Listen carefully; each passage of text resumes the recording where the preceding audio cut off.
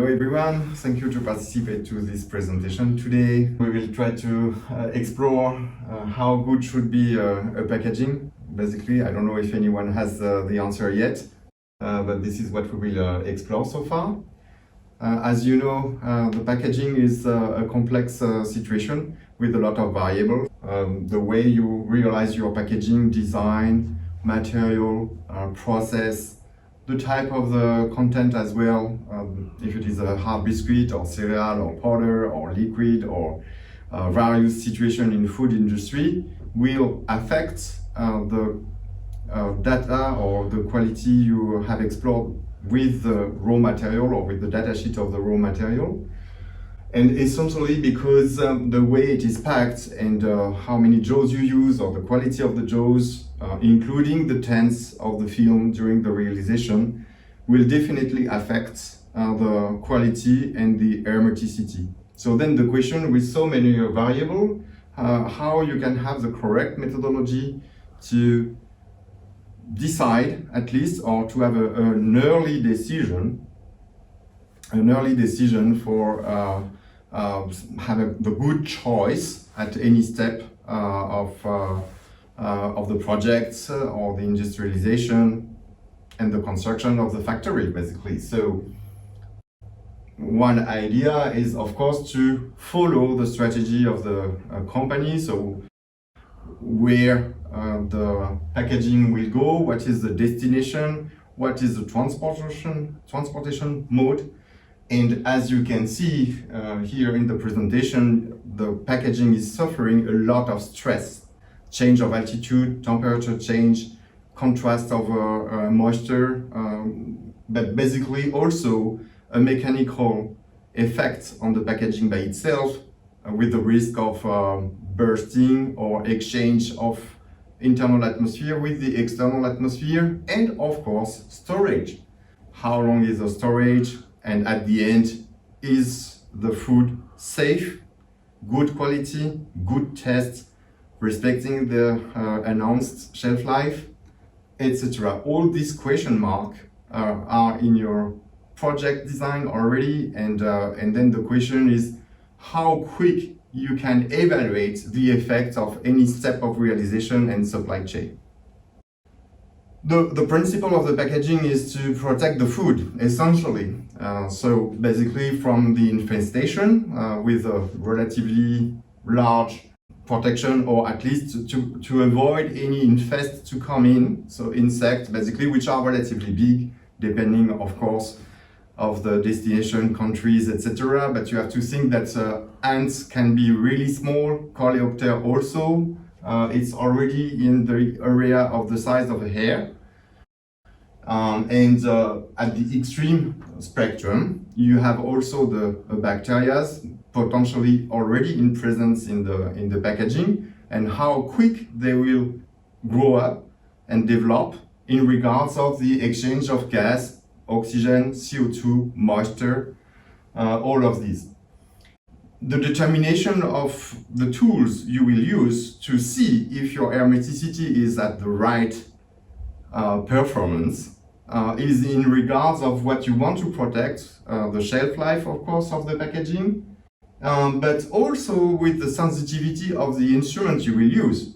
Is the method I use for evaluating the quality of the seal and the hermeticity control, is it the right one and sensitive enough to help me in the decision to define this and this material, tool, etc.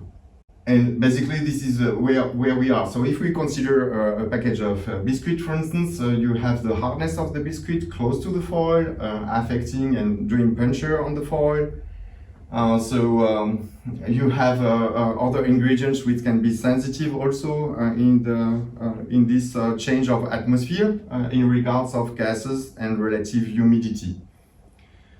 And the fact that you have a loss of the barrier effect can change really quickly the internal atmosphere and basically compromise the tests. And finally, you don't have customer claims, but you have no consumer at all at the end, and this you ignore it. The interest of measuring the leak, again, is to collect data and to have an obvious information and a tool also for having a good negotiation or specification for the factory to have the right machinery, the right material, especially when these materials are changing with the push of regulation, for instance, in Europe, or just by the condition of destination and transportation mode. You all know that in R&D, the time you spend and you waste is at the beginning of the project. So the question is, why waiting for the shelf life to happen or to see the effect of the shelf life on the product when with the correct instruments you can already decide. So that's probably the strongest point of a technique of measuring based on the standardized basically DIN 55508.1, which gives all the technology and the sensitivity limits you need basically to help you in your project.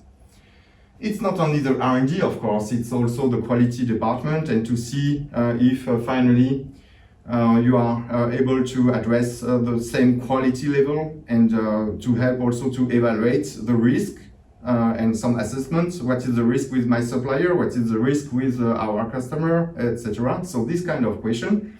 And also to select the correct, let's say, team material tool to reduce that risk level. And finally, to have a correct differentiation with competition and to win market. As well, you can use the instrument to have an audit all along the process of realization. So that also have some interest if you have a long way of conveyors with many shocks to the package. And yes, you have a good sealing point at the end after the jaws, but after the conveying system, maybe not. This is also having a data collection where you can see the improvement and you can define easily target. While with bubble tester, for instance, if we can do a comparison, you have just bubble emission, but really hard to evaluate how far you are in the quality and if you can really move on and how to see it. Other services are also concerned. This is also an internal tool to make collectively a decision and to cross all over the departments with a correct technique with minimum variable of influence and with condition you can easily control and commit to. This is where we can propose the solution, either in the instrument, but also in the methodology, in the approach, and train you to organize your hermeticity control. Thank you for your attention.